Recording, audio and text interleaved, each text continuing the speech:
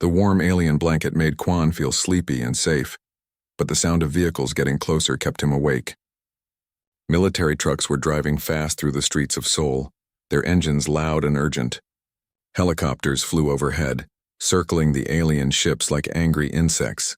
The alien leader, who had been watching Quan carefully, turned toward the sound of approaching soldiers. Its large eyes did not show fear, only patience and understanding. "Your people are frightened," the leader said to Quan. "This is normal. When two different peoples meet for the first time, there is always fear and confusion."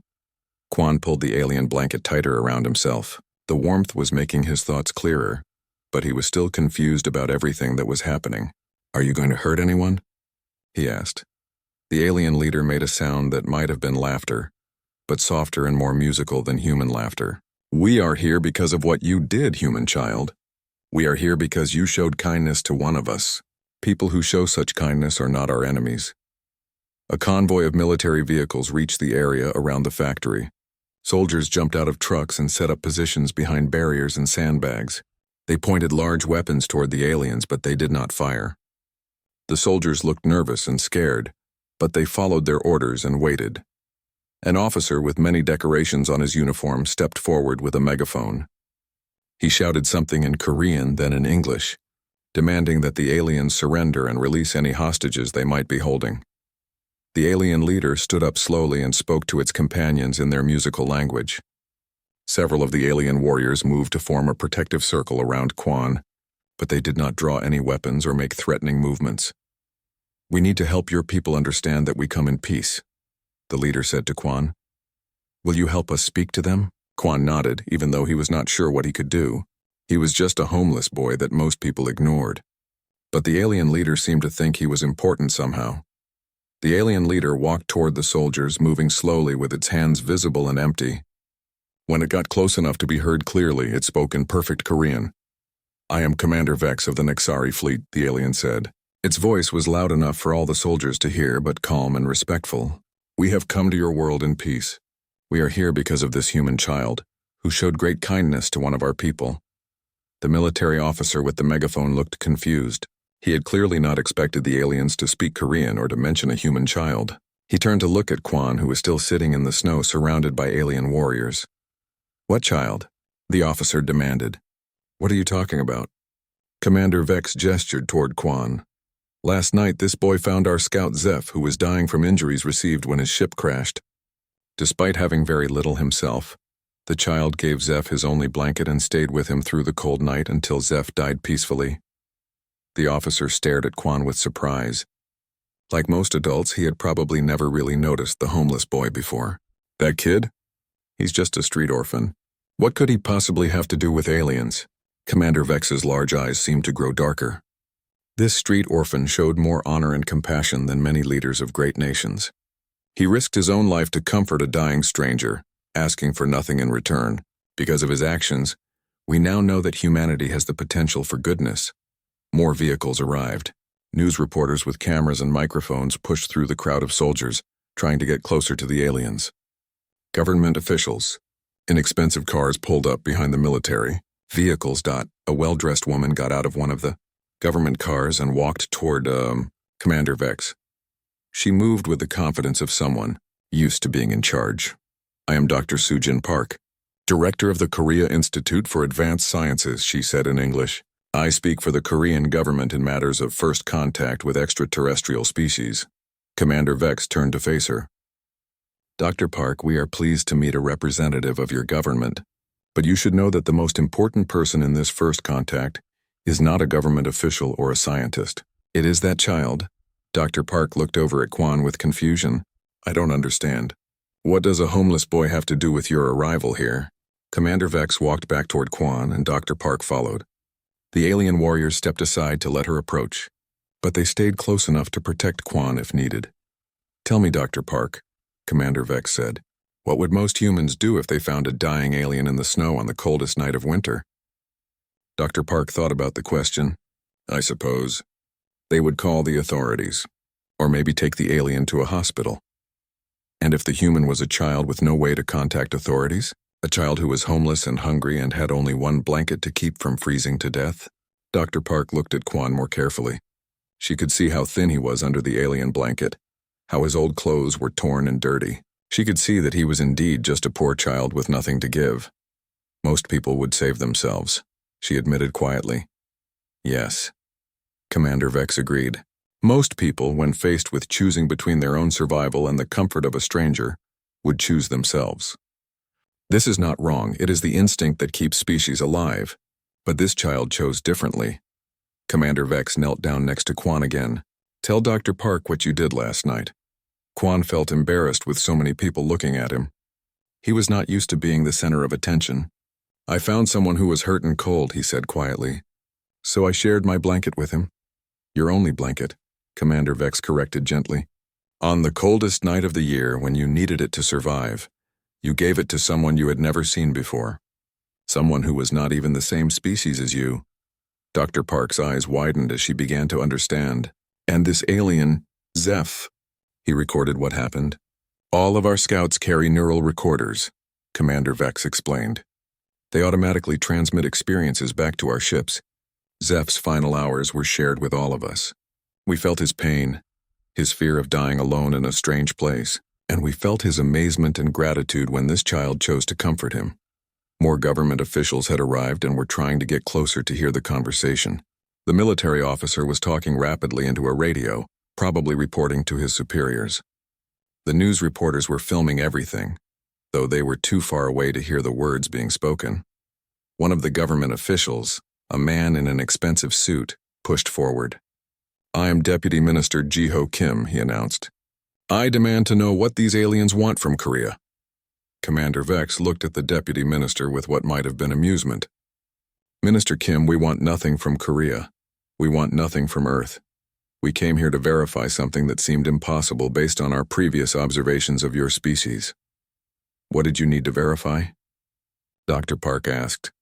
Whether the compassion this child showed was real or whether it was some kind of trick or mistake, Commander Vex replied. Whether humans are truly capable of selfless kindness, or whether this was just an unusual event that would never happen again. Deputy Minister Kim looked confused. You came all this way with all these ships and warriors just to check on one homeless boy? We came with warriors because we expected to find a hostile species that might try to capture our technology, or attack our ships, Commander Vex said. We came prepared for war because that is what we have found on most worlds we have visited. Commander Vex stood up and looked around at all the humans who had gathered. The soldiers with their weapons, the officials with their authority, the reporters with their cameras. But instead of war, we found a child who gave up his only protection from death to comfort a dying stranger. Instead of greed, we found pure kindness. Instead of fear, we found love. Dr. Park was starting to understand the bigger picture. This is about more than just first contact, isn't it? This is some kind of test. Not a test that we created, Commander Vex replied. A test that your own world created. How do you treat the weakest among you? How do you respond when helping someone else might cost you everything? This child passed a test that most adults would fail. Quan listened to all of this with growing amazement. He had never thought of his actions as special or important. He had just done what felt right at the time. But apparently his simple choice had brought these powerful beings to Earth, and was now the subject of important discussions between aliens and government officials. What happens now? Dr. Park asked. Commander Vex looked at Quan, then back at the gathered humans. Now we must decide whether this child's compassion represents the true nature of humanity, or whether he is just an exception to your species' normal behavior. How will you decide that? Deputy Minister Kim asked nervously. We will watch, Commander Vex said simply. We will observe how your people treat this child now that you know what he has done. We will see whether you honor his kindness or ignore it. We will learn whether humans can recognize goodness when they see it. Commander Vex made a gesture to the other alien warriors, and they began to spread out in a wider circle around the area, but they did not leave. It was clear they intended to stay and continue watching.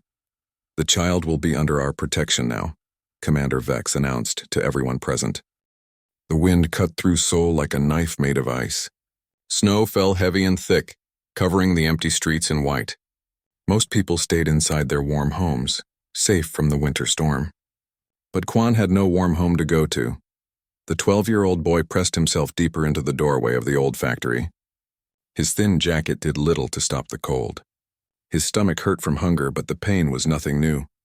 He had been living on the streets for 2 years now, ever since his grandmother died and left him with nowhere to go. Quan pulled his only treasure closer around his shoulders.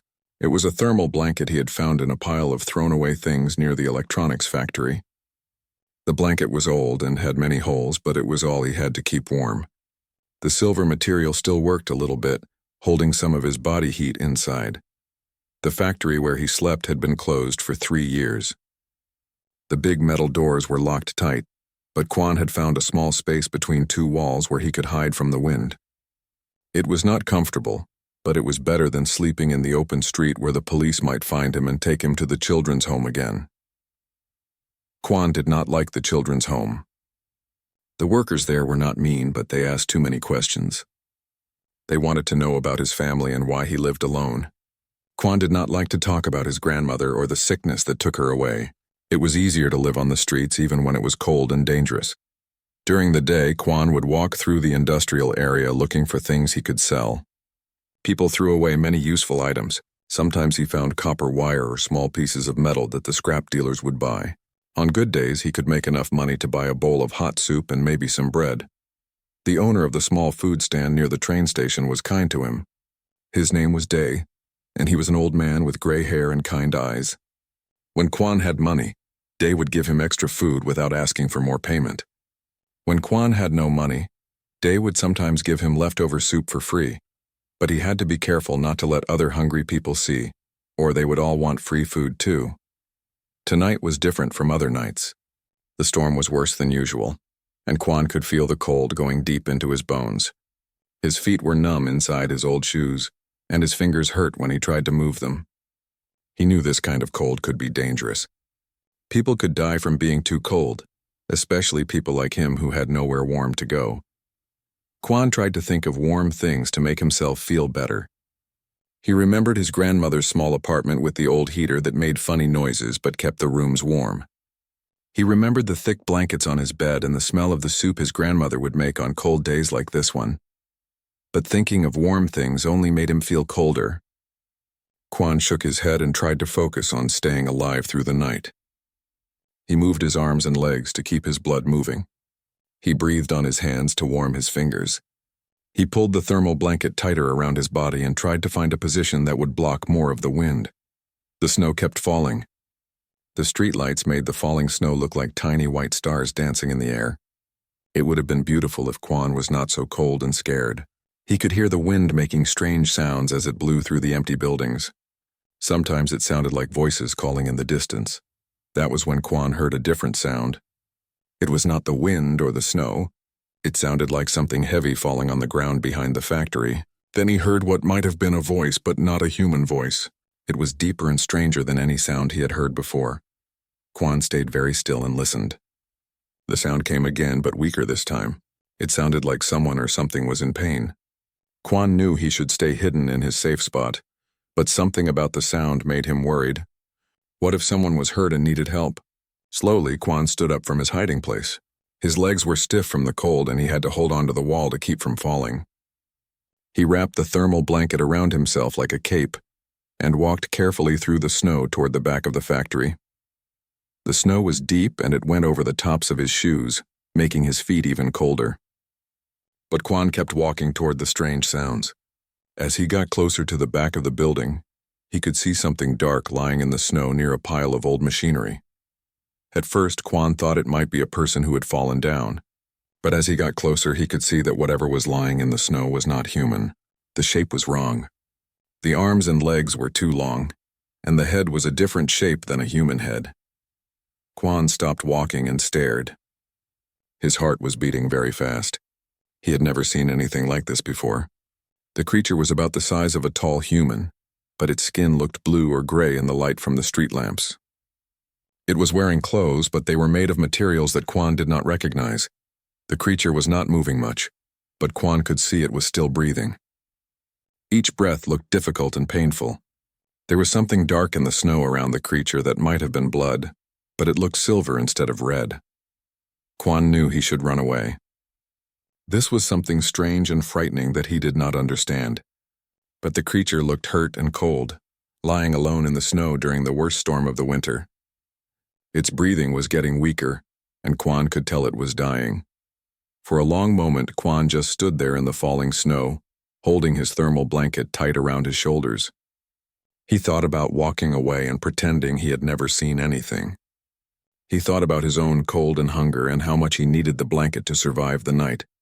But then the creature's head turned slightly, and Quan could see its eyes. They were large and dark, much larger than human eyes, and they were full of pain and sadness. But there was something else in those eyes, too. There was intelligence and understanding, just like in human eyes. The creature was looking right at Quan, and somehow Quan knew that it understood what was happening. It knew it was dying, and it knew that Quan was there. It was not asking for help with words, but its eyes were asking anyway. Quan took a deep breath of the cold air. He thought about his grandmother and how she had always told him to be kind to others, even when it was hard. She had said that helping others was the most important thing a person could do, more important than keeping yourself safe or comfortable. Without thinking about it anymore, Quan walked forward through the snow. He knelt down next to the strange creature and carefully unwrapped the thermal blanket from around his own shoulders. The cold hit him immediately, making him shake all over. But Quan ignored his own cold and gently placed the thermal blanket over the dying creature. He tucked the edges around its long arms and legs, trying to cover as much of its body as possible. The creature's skin felt different than human skin, but it was just as cold. The creature's large eyes looked up at Quan with what seemed like surprise and gratitude. It tried to make a sound, but only a soft whistle came out. One of its long, thin hands moved slightly, and Quan thought it was trying to reach for something. Quan sat down in the snow next to the creature and put his own hands on top of the blanket, trying to share his body heat. He did not care that the snow was soaking through his clothes or that he was getting colder every minute. Something about this strange being reminded him of his grandmother when she was sick and dying, and he could not leave it alone. The creature's breathing got a little bit easier under the warm blanket. Its large eyes stayed open, looking at Quan with an expression that seemed almost human. They stayed like that for a long time, the boy and the alien sharing warmth in the cold winter night. As the hours passed, Quan felt himself getting dangerously cold. His whole body was shaking, and he could not feel his hands or feet anymore. But every time he thought about taking the blanket back, he would look at the creature's grateful eyes and know he could not do it. Near dawn, the creature's breathing became very soft and slow. Its large eyes closed peacefully, and its body became still. Quan knew it had died, but somehow it seemed like a good death, warm and not alone. Quan sat there in the snow next to the dead alien as the sun came up over Seoul. He was colder than he had ever been in his life, and he did not know if he would survive much longer without the blanket. But he did not feel sorry for what he had done. The creature had died with dignity and warmth, and that seemed more important than anything else. Quan woke up because the ground was shaking. At first he thought it might be an earthquake. Seoul sometimes had small earthquakes that made the buildings shake and the windows rattle, but this felt different. The shaking came from above, not below, and it had a steady rhythm like the beating of a giant heart. Quan opened his eyes and tried to sit up. His body was so cold and stiff that moving hurt. He had fallen asleep sitting next to the dead creature, and now ice had formed on his clothes where his breath had frozen during the night. His lips were blue, and he could barely feel his hands and feet. The dead alien was still there beside him, covered by the thermal blanket. In the morning light, Quan could see its features more clearly. Its skin was a pale blue color, and its face was longer and thinner than a human face. Its hands had long fingers with too many joints. Even dead, it looked peaceful under the blanket that had kept it warm in its final hours. The shaking got stronger, and now Quan could hear a deep humming sound coming from the sky. He looked up and saw something that made him forget all about being cold. The clouds were moving in ways that clouds should not move. They were swirling and spinning, forming a perfect circle in the gray winter sky. And through that circle, something was coming down. At first, it looked like a tiny dot of silver light, but as Quan watched, the dot got bigger and bigger. It was not falling like a meteor or a plane in trouble. It was coming down slowly and smoothly, like it was being lowered by invisible hands. More dots appeared in the sky, then more. Soon there were dozens of silver shapes coming through the clouds, each one perfectly controlled and silent except for the deep humming sound that seemed to come from all of them together.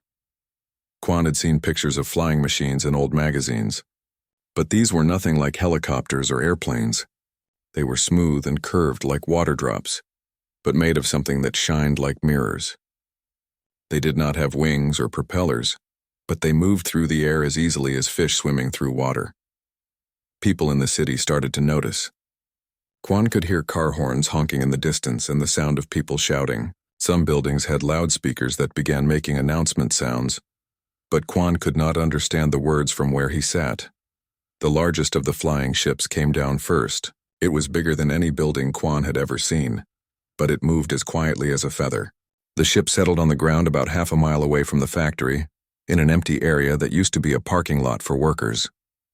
More ships landed in other parts of the city. Quan could see them touching down between buildings and in parks and on wide streets. They did not crash or make loud noises. They just settled down as gently as birds landing on branches. Quan tried to stand up, but his legs would not work properly. He was too cold and had been sitting still for too long. He could only sit there in the snow and watch as the most amazing thing he had ever seen happened right in front of him. Doors opened in the sides of the ships. But they were not doors like on cars or buildings. They just appeared, like the ship's surface had become liquid for a moment and then hardened again with an opening in it. Figures began coming out of the ships. Even from far away, Quan could tell they were not human. They moved differently with longer steps and smoother motions. They wore clothes that seemed to shine and change colors in the morning light. The beings spread out from their ships in organized groups. They did not run or seem frightened or confused. Everything they did looked planned and purposeful, like they had done this many times before. Some of the aliens carried objects that might have been tools or weapons, but they held them carefully and did not point them at anything. Other aliens had devices that they held up toward the sky or aimed at buildings, like they were measuring or recording things. In the distance, Quan could hear sirens. The city's emergency vehicles were responding to the arrival of the alien ships. But the aliens did not seem worried about the human response. They continued their organized activities as if they expected the sirens and had planned for them. One group of aliens was moving in Quan's direction. They were still far away, but they seemed to be walking straight toward the factory where he sat with the dead creature. Quan wondered if they could somehow know that one of their kind was here. Quan tried again to stand up, and this time he managed to get to his feet. His legs shook and he had to hold on to a piece of old machinery to keep from falling down. He looked at the dead alien under his thermal blanket and wondered what he should do. Should he run away before the other aliens found him? Should he try to hide? Or should he stay and try to explain what had happened? Quan was not sure the aliens would understand that he had tried to help. They might think he had hurt their friend, but Quan's legs were too weak from the cold to carry him very far, and something inside him said that running away would be wrong. He had stayed with the dying creature all night, and it seemed important to stay now and face whatever happened next. The group of aliens got closer. Quan could see there were about 20 of them, walking in a formation like soldiers, but their movements were more graceful than any human soldiers Quan had seen. They seemed to float over the ground rather than stomp on it. As they got closer, Quan could see that these aliens looked similar to the dead one, but different too. They were taller and stronger looking. Their blue skin was darker and seemed to have patterns on it that changed as they moved. Their clothes were clearly advanced technology, made of materials that seemed to respond to their thoughts and movements. The aliens had devices attached to their heads that covered their large eyes and ears. The devices flashed with tiny lights and made soft beeping sounds. Quan guessed they were like computers that helped the aliens see and hear better than normal. One of the aliens, who seemed to be the leader, raised its hand, and the whole group stopped walking. The leader pointed one of its devices toward the factory, and the device made a series of quick beeping sounds. Then the leader pointed the device directly at Quan and the dead alien. The beeping got faster and louder. The leader said something to the other aliens in a language that sounded like musical notes mixed with whispers. The other aliens spread out in a circle around the area, but they did not come closer to Quan yet. The leader walked forward alone. Its movements were careful and respectful, like someone approaching a grave in a cemetery. When it got close enough for Quan to see its face clearly, the alien stopped and looked down at the scene in front of it. Quan sat shivering in the snow next to the dead alien, which was still covered by the thermal blanket. The leader alien's large dark eyes moved from its dead companion to Quan. then to the blanket, then back to Quan. Its expression was impossible for Quan to read, but it seemed to be thinking deeply about what it was seeing. The leader alien reached up and touched something on the device covering its head.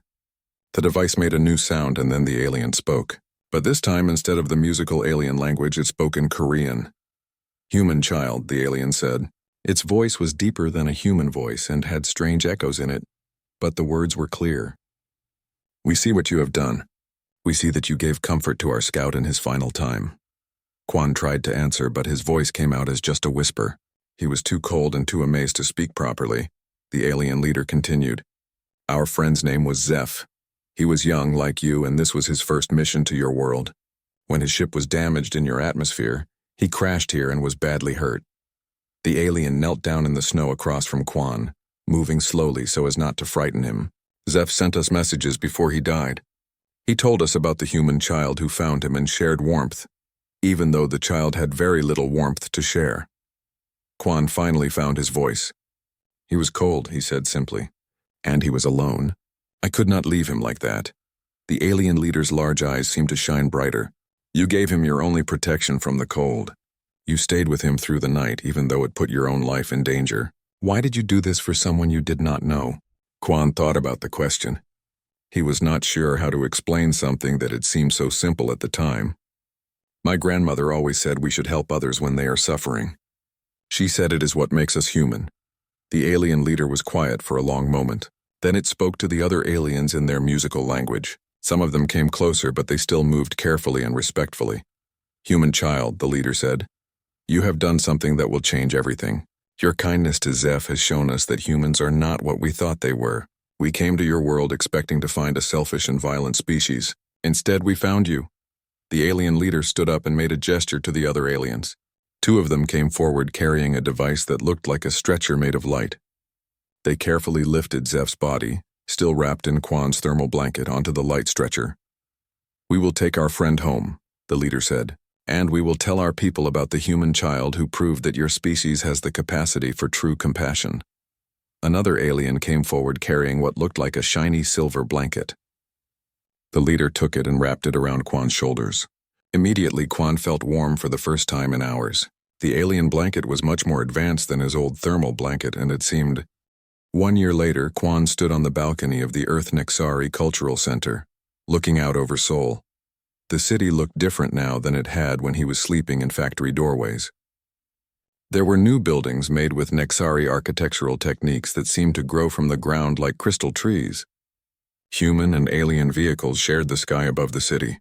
Children, both human and Nexari, played together in parks that had been designed by both species working together. Quan himself looked different too. He had grown taller and healthier with proper food and medical care. He wore clothes that were a blend of human and Nexari styles, comfortable and practical, but also marking his unique position as Earth's first cultural ambassador. But the most important change was not visible.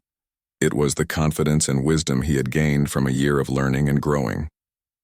The cultural center had become his home, a place where humans and Nexari could meet and learn from each other. It was built around the exact spot where Quan had found the dying Zeph, and a memorial garden there honored the alien scout whose death had brought two species together. Day worked in the center's kitchen now, teaching both humans and Nexari how to prepare foods from both worlds. He had become like a grandfather to Quan, and the alien diplomats had grown to love his simple wisdom and generous heart. Many important decisions about human-Nexari relations had been made over bowls of Day's soup. Dr. Park had become the head of human scientific exchange with the Nexari. She spent her days working with alien scientists to understand technologies that could help solve Earth's problems, clean energy, medical advances, and ways to repair damage to the environment. But she always made sure that humans contributed their own knowledge and ideas to the partnership. Even Deputy Minister Kim had found his place in the new world. His attention to procedures and protocols had proven useful in creating the formal structures needed for diplomatic relations between species. He had learned to work with Nexari officials who thought very differently than humans, and he had become quite good at it. Commander Vex had stayed on Earth as the leader of the Nexari embassy. He and Quan had become close friends, though their friendship was unlike any other in the galaxy. a homeless human child, and an ancient alien warrior. Bonded by their shared belief in the power of kindness, today was special. Representatives from the Galactic Harmony Coalition were arriving to make their final decision about whether humanity would be invited to join the galactic community. The trial year was over, and it was time to see if humans had proven themselves worthy. Quan was nervous but hopeful. The year had not been perfect. There had been problems and conflicts, misunderstandings between species and humans who had tried to exploit the alien presence for personal gain. But there had also been wonderful discoveries, new friendships, and countless acts of kindness between humans and Nixari. "Are you ready?" Commander Vex asked as he joined Quan on the balcony. The alien leader had learned to read human emotions quite well over the past year. "I think so," Quan replied. "What do you think they will decide?" "I think," Commander Vex said thoughtfully, "that they will be amazed by what has happened here. When we first arrived, I expected to observe your species from a distance. I never imagined that humans and Nexari would become true friends and partners." Through the glass doors behind them, Quan could see the preparation for the coalition delegation's arrival. Human and Nexari diplomats worked side by side to arrange the meeting space. Nexari children who had been born on Earth during the past year played with human children who had learned alien languages as naturally as they learned human ones. "Commander Vex," Quan said, "what would have happened if I had not helped Zeph that night?" The alien leader was quiet for a moment. "I believe your people would still be alone in the galaxy, unaware that they have neighbors among the stars. The coalition would have classified Earth as a restricted world, and contact would have been forbidden for perhaps another 1,000 years. Quan tried to imagine what that would have meant. No alien friends, no new technologies to help Earth's problems, no knowledge of the vast galactic community, all because of one small choice on a cold winter night. But you did help him," Commander Vex continued, "and everything changed because of that choice. Sometimes the most important decisions are made by ordinary people doing simple acts of kindness." The sound of atmospheric displacement announced the arrival of the coalition ships. These vessels were different from the Nexari ships. Larger, more ornate, clearly carrying beings of great importance. Quan counted 12 ships, each representing a different member species of the coalition. "They're here," Quan said unnecessarily. Commander Vex placed a long, gentle hand on Quan's shoulder. "Remember, you are not just representing yourself today. You are showing them what humanity can become. Be yourself. Speak honestly and trust in the goodness that brought us all together." They went inside to join the others. The main hall of the Cultural Center had been arranged for the most important meeting in human history. Delegates from 12 alien species would decide whether Earth was ready to join the galactic community. The coalition representatives were more diverse than Quan had imagined. Some looked similar to the Nexari, while others were so different it was hard to believe they were intelligent beings. There were species that looked like walking crystals, others that seemed to be made of living light, and some that changed shape as they moved. But despite their physical differences, Quan could sense something similar in all of them. A kind of wisdom and calm that came from being part of something larger than themselves. The leader of the delegation was introduced as High Counselor Jara of the Vegan Crystal Collective. She spoke in a voice that sounded like wind chimes, but the translation devices made her words clear. "We have come to evaluate humanity's application to join the Galactic Harmony Coalition," she announced. "Over the past year, we have received regular reports about the developments on Earth. Today, we will hear final testimony and make our decision." Commander Vex stepped forward.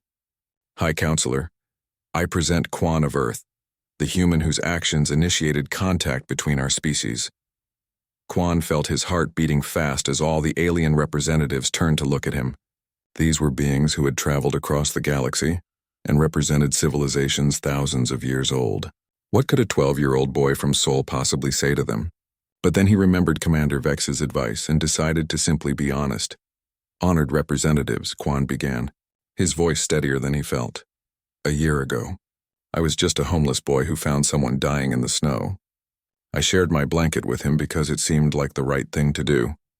I had no idea that simple choice would bring us all together like this." The alien delegates listened intently as Quan continued. "Since then, I have learned that my people are not perfect. We sometimes fight with each other.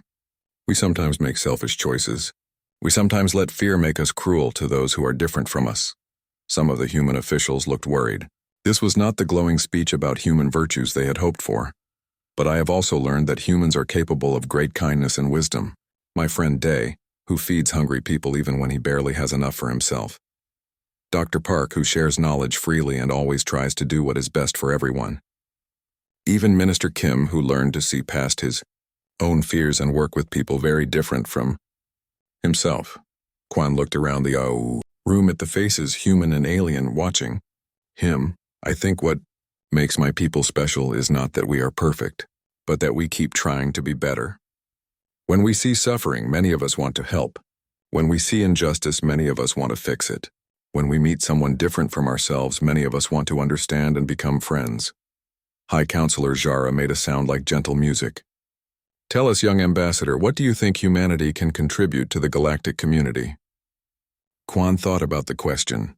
I think we can contribute the same thing that brought us together in the first place. The willingness to help others, even when it costs us something. Even when it's difficult or dangerous or makes no logical sense. He paused, then added, and I think we can contribute our determination to keep trying, even when we fail. Humans don't give up easily. When we believe in something, we keep working toward it no matter how long it takes. The coalition delegates spoke among themselves in languages that sounded like music, mathematics, and poetry. Their discussion went on for what felt like hours but was probably only minutes. Finally, High Counselor Jara spoke again. The coalition has reached a decision. We have rarely encountered a species that moved so quickly from first contact to true integration. Normally, it takes decades or centuries for a new species to prove their readiness for galactic citizenship. Quan held his breath. However, humanity has shown something that convinced us to make an exception. You have shown that your capacity for growth and positive change is remarkable. In 1 year, you have not only welcomed us as friends, but have actively worked to become better versions of yourselves, the High Counselor gestured toward Quan. And you have shown us that your greatest strength is not your technology or your knowledge, but your ability to produce individuals like this young ambassador, beings who choose kindness over safety, hope over fear. The next few hours changed everything Quan thought he knew about the world. More alien ships kept arriving throughout the morning. They came down from the clouds in perfect formations, landing in empty areas around Seoul without damaging any buildings or hurting any people. By noon, there were more than 200 ships visible from where Quan sat. Each ship brought more Nexari warriors, but they also brought other things. Some ships carried what looked like scientists with different kinds of equipment. Others brought beings that might have been diplomats or leaders, dressed in more elaborate clothing than the warriors. But strangest of all, some ships brought Nexari who looked younger and smaller than the others. Quan realized these must be Nexari children, though they were still taller than most adult humans. The young Nexari stayed close to their ships but watched everything with the same large, intelligent eyes as the adults. Dr. Park had been talking quietly with Commander Vex for a long time. She asked many questions about Nexari technology and society, and Commander Vex answered patiently. But Quan could tell that the alien leader's attention was really focused on watching how the humans behaved. More government officials arrived from Seoul and from other countries. Some came in military vehicles, others in expensive cars with flags on them. They all wanted to talk to Commander Vex, but the alien leader would only speak to them if Quan was present. The child is the reason we are here, Commander Vex explained to a frustrated general who had demanded a private meeting. Everything we discuss concerns what he did and what it means. He has the right to hear what we say about him. This made many of the officials uncomfortable. They were not used to including homeless children in important government discussions, but they had no choice if they wanted to talk to the aliens. Deputy Minister Kim kept trying to take control of the situation. We need to establish proper diplomatic protocols, he said importantly. There are procedures for first contact that must be followed. Commander Vex made that musical laughing sound again. Minister Kim, your procedures were created by humans for dealing with other humans. We are not human. Our protocols are different. Then what are your protocols? Dr. Park asked. Commander Vex was quiet for a moment, as if deciding how much to explain. We are part of something called the Galactic Harmony Coalition. It is an alliance of many different species from across the galaxy. We work together to maintain peace and help younger civilizations develop wisely. The humans looked amazed. The idea that there were many alien species and that they worked together was almost too big to understand. How many species? Dr. Park asked. In the coalition? Over 300. In the galaxy? We estimate there are several thousand intelligent species at various levels of development. Deputy Minister Kim looked overwhelmed. And you're all working together? The coalition members are, Commander Vex replied. But not all species choose to join us. Some are too violent or selfish to cooperate with others. Some are too young and need more time to develop wisdom. And some, Commander Vex paused, some are too dangerous to be allowed contact with peaceful civilizations. A chill went through the crowd of humans as they realized what this meant. Which category did you think humans belonged to? Dr. Park asked quietly. Until yesterday we thought humans were probably in the dangerous category, Commander Vex said honestly. Your species has a history of violence and conflict. You fight wars over resources, territory, and ideas. You often treat your own kind badly, especially those who are weak or different. Commander Vex looked at Quan, who was listening to everything with wide eyes. We had been watching your world for several decades, gathering information about human behavior. Most of what we observed supported our belief that humans were not ready for contact with galactic civilization. What changed your mind? Dr. Park asked. Zeph's mission was supposed to be a final evaluation, Commander Vex explained. We sent him to observe human behavior in a crisis situation. His ship was programmed to crash in a populated area, and he was instructed to appear injured and helpless. We wanted to see how humans would react to a vulnerable stranger. The humans looked shocked. You planned for him to crash, Dr. Park said. It was supposed to be a controlled crash with no real danger, Commander Vex replied sadly. But something went wrong with the ship's systems. Instead of a minor emergency, Zeph was truly hurt and truly dying. Commander Vex's large eyes looked even sadder. In his final transmission, Zeph told us that the mission parameters had become real. He was genuinely dying in the cold, and a human child had found him. According to our observations of human behavior, we expected the child to either run away in fear or try to take advantage of the situation somehow. But Quan didn't do either of those things, Dr. Park said. No. Instead, he did something we had never observed in any human during decades of watching your species. He sacrificed his own safety and comfort to help a dying stranger, asking for nothing in return and expecting no reward. Commander Vex walked over to where Quan sat wrapped in the alien blanket. This child's action was so unexpected that many of our leaders thought there must be some mistake. They said humans were incapable of true selflessness. So you came here to investigate, Dr. Park said. We came here to verify whether what Zeph recorded was real or some kind of anomaly. We needed to see this child for ourselves and to observe how other humans would react to what he had done. Deputy Minister Kim looked nervous. And what have you observed so far? Commander Vex looked around at all the humans who had gathered. Some were soldiers pointing weapons at the aliens. Some were government officials trying to take control of the situation. Some were reporters trying to get the most dramatic story. Some were curious citizens who had come to see the aliens for themselves. Mixed results, Commander Vex said diplomatically. Some of your people have shown respect for the child and interest in understanding what happened.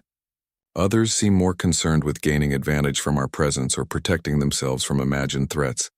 Dr. Park realized they were still being tested. What do we need to do to prove that Quan's kindness represents humanity's true nature? That is not for us to decide, Commander Vex replied. It is for you to show us. How does your society treat those who show great kindness? How do you respond when someone among you does something truly good?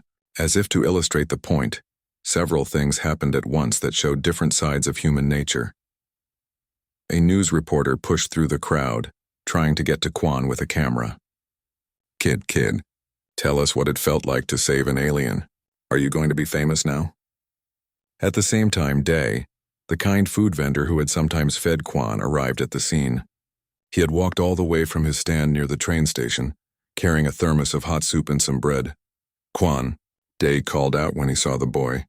I heard on the radio about aliens and someone said they mentioned a homeless child. I was worried it might be you. Day pushed past the important officials and knelt down next to Quan. Are you hurt? Are you warm enough? I brought soup. The contrast was clear. The reporter saw Quan as a story to profit from. Day saw him as a child who might need care. Commander Vex watched this interaction very carefully. "Tell me about this human," he said to Quan. "This is Day," Quan said, accepting the warm soup gratefully. "He gives me food sometimes when I have no money. He is kind to me even though I cannot pay him back." Commander Vex studied Day, who was fussing over Quan like a grandfather with his grandchild. "D, why do you help this child?" Day looked up at the tall alien with surprise, but answered honestly. "He is just a boy. He has no family, no home. Someone should look after him. We cannot let children suffer when we have the power to help them." "Even though helping him costs you money and gains you nothing?" Commander Vex asked. D shrugged. "What is the purpose of having food if you do not share it with hungry people? What is the purpose of having anything if you do not use it to help others?" Commander Vex made some notes on a device that appeared in his hand. Then he spoke to Dr. Park. "This human Day shows the same kind of thinking as the child. He helps others not because he expects reward, but because he believes it is right." "There are many humans like Day," Dr. Park said hopefully. "Perhaps," Commander Vex replied, "but there are also humans like—" He gestured toward the reporter, who was now arguing with soldiers about his right to interview Quan. "Humans who see opportunity for personal gain in every situation." More examples of human nature continued to unfold throughout the day. Some people tried to claim they were Quan's relatives, hoping to benefit from his sudden importance. Others brought gifts and offers of help that seemed genuine. Government officials argued about who had the authority to speak for humanity. Scientists asked excited questions about alien technology. But through it all, Commander Vex kept watching and taking notes. Quan began to understand that humanity was being judged not just by what he had done, but by how everyone else reacted to it. As the sun started to set, Commander Vex gathered his fellow Nexari leaders for a private discussion. They spoke in their musical language for a long time, occasionally looking toward Quan and the humans around him. Finally, Commander Vex returned to the group of humans. "We have made a preliminary decision," he announced.